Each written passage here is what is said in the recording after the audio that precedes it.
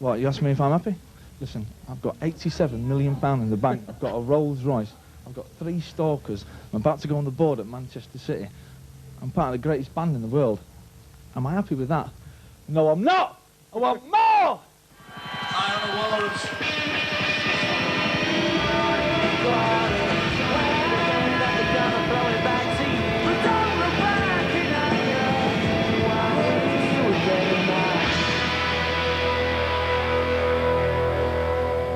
One year ago, Oasis was thought to be part of a fleeting British invasion here in America, but 1996 has proven them to be more than that. With their second album, What's the Story, Morning Glory, and the top 10 hit single, Wonderwall, the lads have secured platinum success stateside, and if you ask them, deservedly so. We're not arrogant. We just believe we're the best band in the world.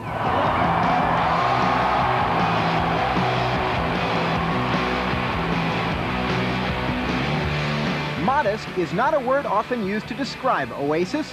5 working-class lads from Manchester and London, England, fronted by 2 high-spirited and often quarrelsome brothers, Liam and Noel Gallagher. Rock and roll is about being yourself, and I want to fucking out and a drink and a... Rock and roll's about music. Music. It's not about you, it's not about me. Well, there's not much else going on. The band really is apart from me and him. I mean, the other 3 are like 3 plant pots, aren't they? Backbeat, the word is on the street that the fire in your heart is out. Bickering aside, Oasis has managed to break through the recently anti-Brit US charts behind the strength of their single, Wonderwall. A feat that in a rare instance of humility, Noel Gallagher questioned. So I was looking at the interview we did with you, I think it was about a year ago when you guys did the Palace in LA. And I remember you saying, well, let's first of all, to be brutally honest about it, I don't think Oasis are going to have a top 10 in America anytime soon. So I thought that was a brilliant quote for you to say that. Did I say that? You did say that. We have it on tape. Yeah. If we're going to be brutally frank about it, I'm not likely to get a top 10 single in America. It's quite surprising me said we wouldn't have a top 10 here. That's not like me. Wonderwall.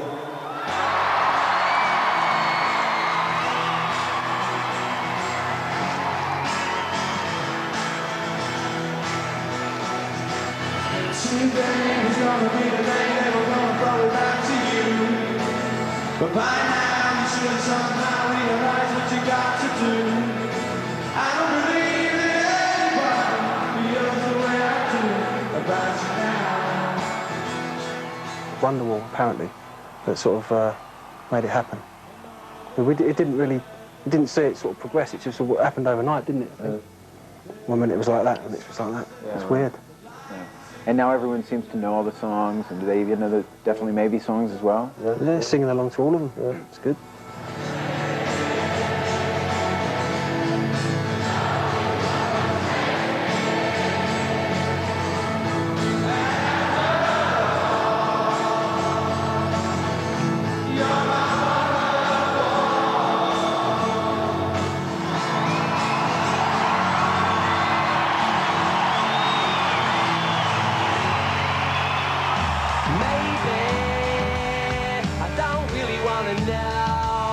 Wonderwall is a track on Oasis' second album. Their first, Definitely Maybe, had already launched the band to stardom back in the UK, with catchy pop tracks like Live Forever. For me, like, Live Forever is just as accessible as Wonderwall. I see the 2 albums as one, to be quite honest, because some of the stuff we had at the end of the Definitely Maybe sessions, which could have gone on that album, and, you know, or vice versa, just the way we picked them up. I need to be myself. I can't be no one else. I'm feeling supersonic. Give me gin and tonic. You can have it all, but how much do you want it? I think it's got a bigger sound. I don't know, it's not... I don't know. It's just a bit... I don't know, it's a bit more... It's got a bit of an American feel to it and all.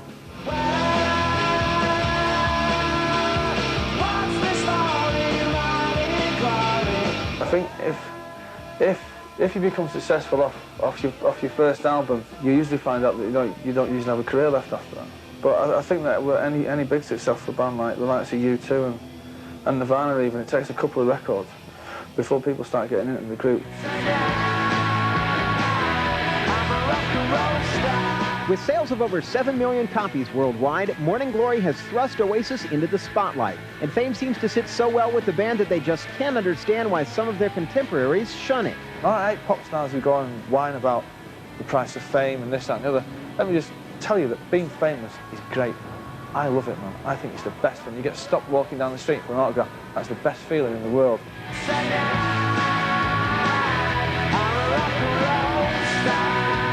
Then you get people like Eddie Vedder, you know what I mean? It's like, what's the point? Why is he in a band if he's so pissed off with it? You know what I mean? Why don't you just go work in a car wash, you know what I mean? Or like McDonald's or something. Noel and company have had their share of fame-related problems, however. Rumors of heavy drug use, sexual exploits, and rock star antics have all been fodder for the scandal-hungry British press. Apparently I was told today that I'm actually getting married today. Is that right? Well, apparently, allegedly, yeah. I mean, I haven't got a clue. It's like if Liam Gallagher's seen out drinking in a pub with someone who might be someone, you know what I mean? It's front page news because that's just the way the English tabloids work. They always go too far. They were born too far, them people. But what can you do? You know what I mean? That's the way it is in England, isn't it? You know what I mean?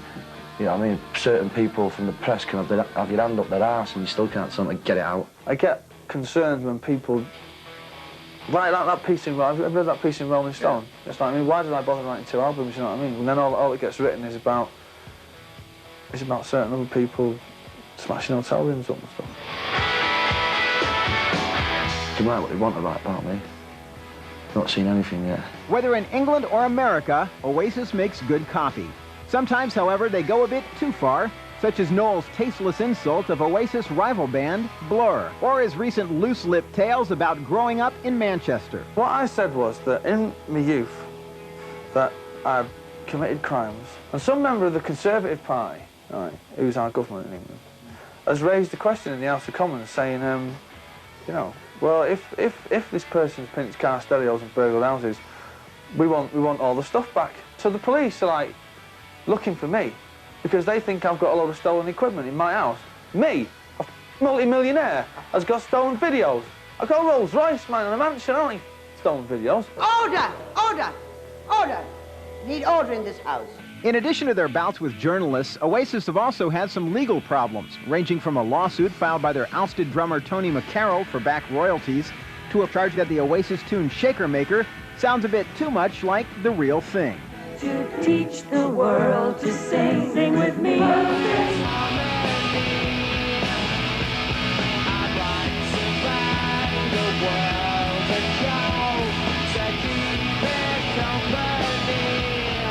We just put it in just for the fun, you know, for the crack. Everyone's suing us these days. It's just music. Someday you will find me caught beneath the landslide in a champagne supernova in the sky. With tracks like Champagne Supernova, What's the Story Morning Glory has secured a place for Oasis as a preeminent English band stateside. Still, they don't see themselves as UK ambassadors leading the charge of a 90s British invasion. We're not here to represent England because the music in England's crap anyway. And, you know, if there was any decent bands in England that we could do a favour for by maybe taking America or whatever, you know, I'd be happy to stand up and say, yeah, England this, England that, but there isn't, so we won't.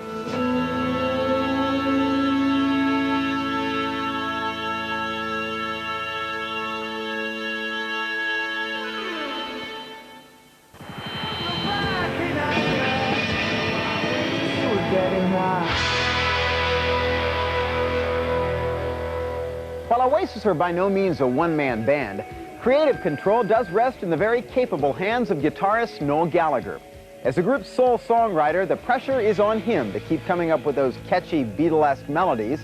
And in typical Gallagher fashion, Noel's not shy about expressing his own musical tastes. I don't think music should be clever or be avant-garde or artistic.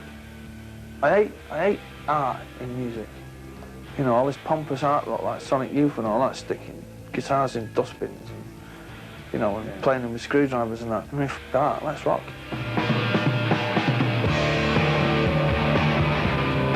When you first started writing, I think you were like 11 or 12 when you wrote your first song or something. Something like that. Yeah. Did you get like Were people encouraging you, saying, hey, that's good, you should do more of this? Or? No, people were laughing. Really? Yeah, going, what are you doing? I want to be a songwriter. I was like, well, you know what I mean, songwriter? Why can't you be a drug dealer like the rest of us?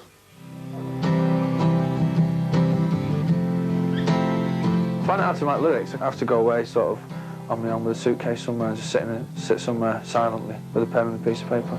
Slip inside the eye of your mind. Don't you know you might find a better place to play? Do you think you're getting better as a lyricist? I don't know. I started off really, really good, and then I came slightly above average, and then I went to average, then I went slightly below average, and now I'm just rubbish. Oh, we're kind of yeah, we're going down now. We're going down. We're going down to an album of instrumentals.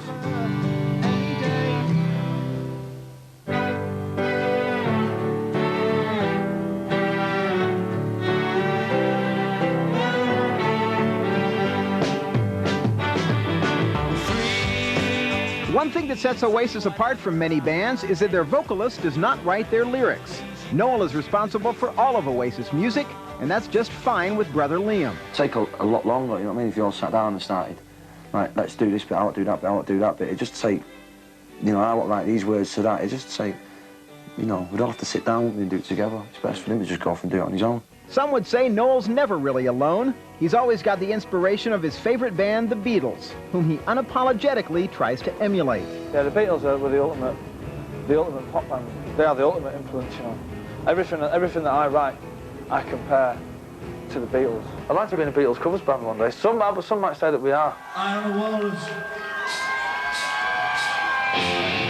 This came about 3 years ago when before we had a record deal, and we wanted to do a Beatles cover. So we picked the most outrageous one that no one would ever even dream of doing.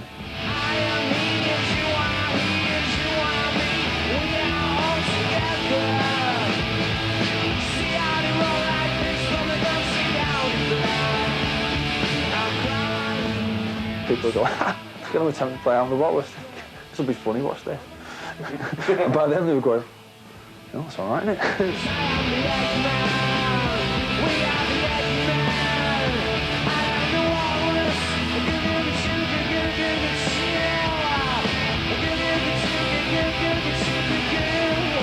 I've heard all the comparisons with the Beatles. Right. I think they're better. Beatles comparisons? What do you think about these Beatles comparisons? On the Beatles. Yeah. Oh yeah. Oh yeah. Beatles, wow. Not in the same league. Oh, I don't think they sound a thing like the Beatles. I think they're trying to rip them off, and it's just a trendy thing. Noel and company don't shy away from such accusations. In fact, they've even gone as far as borrowing some Lennon-McCartney references in the studio, sometimes blatantly.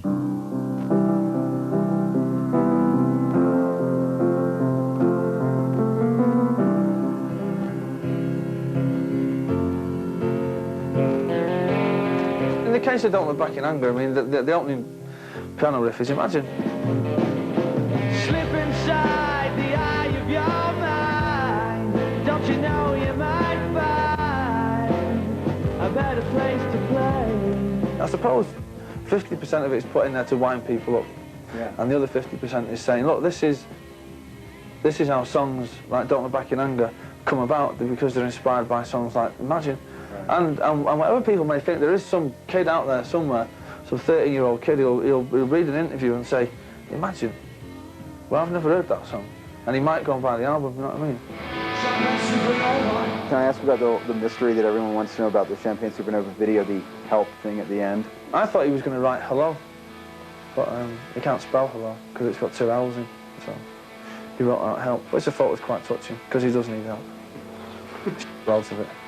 I need help.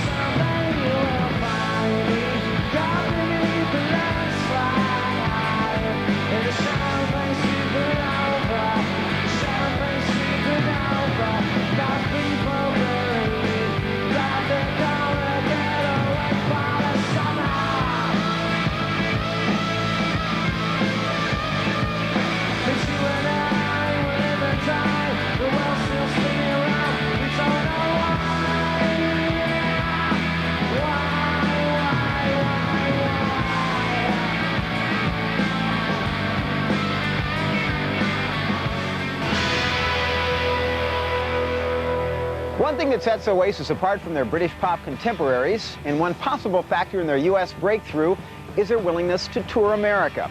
Over an 18-month period, the band traveled stateside some 9 times, playing cities both large and small. And as long as it's paying off, all that time on the road is fine with them. It was us that said we were going to be the biggest band in the world.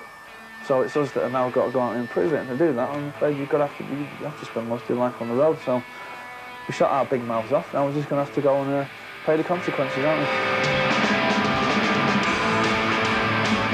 Some of the consequences so far on Oasis' U.S. tour have been identified flying objects, like coins and even shoes, hurled at the band by overzealous fans.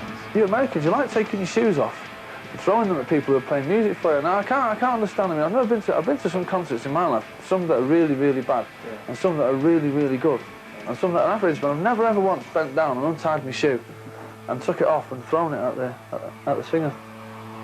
It's weird.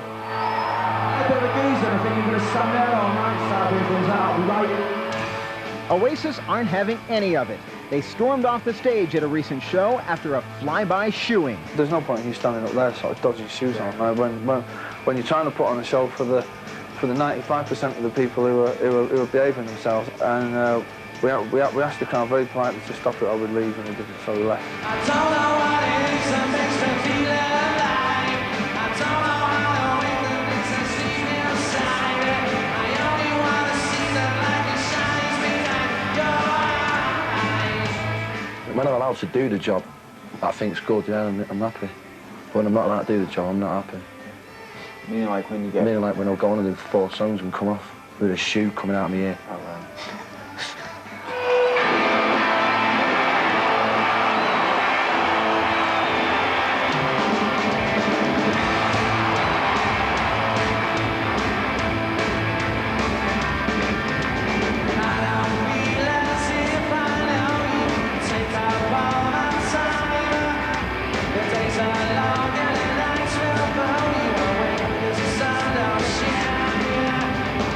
Besides throwing shoes, the band has found that U.S. audiences have other distinctive traits. You go to England, the crowd jump up and down. They go side to side. You go to America and they just fly over each other's heads, you know what I mean? They do a bit of that.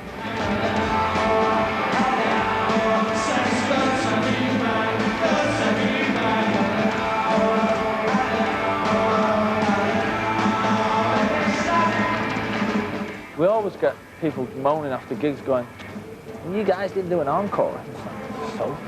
Oh, you only played for an hour or something. It's like, so? Well, what do you want for $10 however much it is, you know what I mean? Like, what do you want, blood?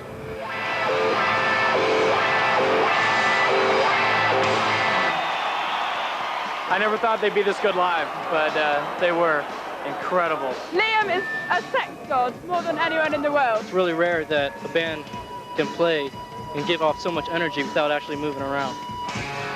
When you guys go out and play night after night, do you sort of get tired of the same material, and are you anxious to do new songs? No?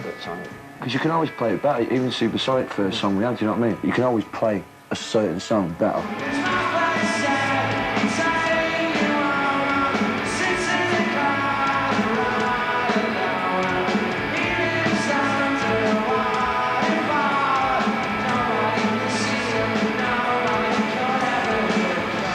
We just play our music, and then we should just be judged as musicians. And bloody good fine ones at that. Are there places in this country that you just as soon not travel to? Yes. And places where... Got any barbers where you come from, boy? You boys like country music? Or, you know, out there in them, you know, in them weird little truck stops when you get to it like 6 in the morning, everyone's on the bus going, you're not going in there. You know what I mean? Here's a chance of me going in there, all geezers with snakeskin baseball caps on backwards, chewing tobacco. Where in the hell did you get that accent from?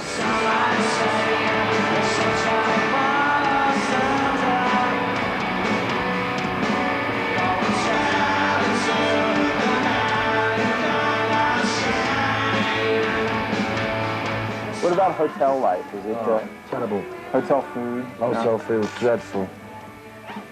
Yeah. Room service isn't young. Room service, terrible. Yeah. But being in a band is great.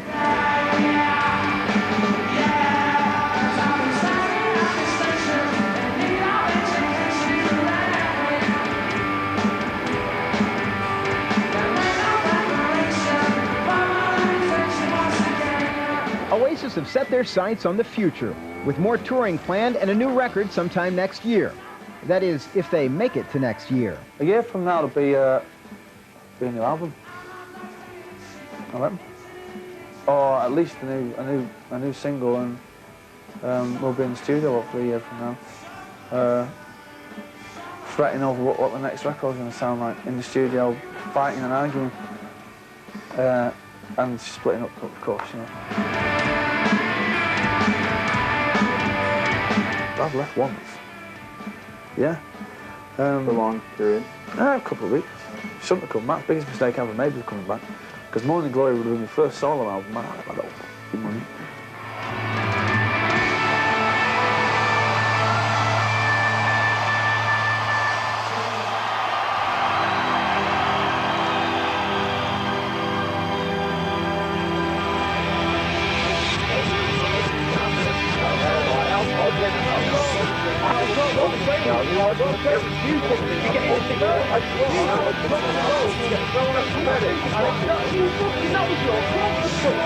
That was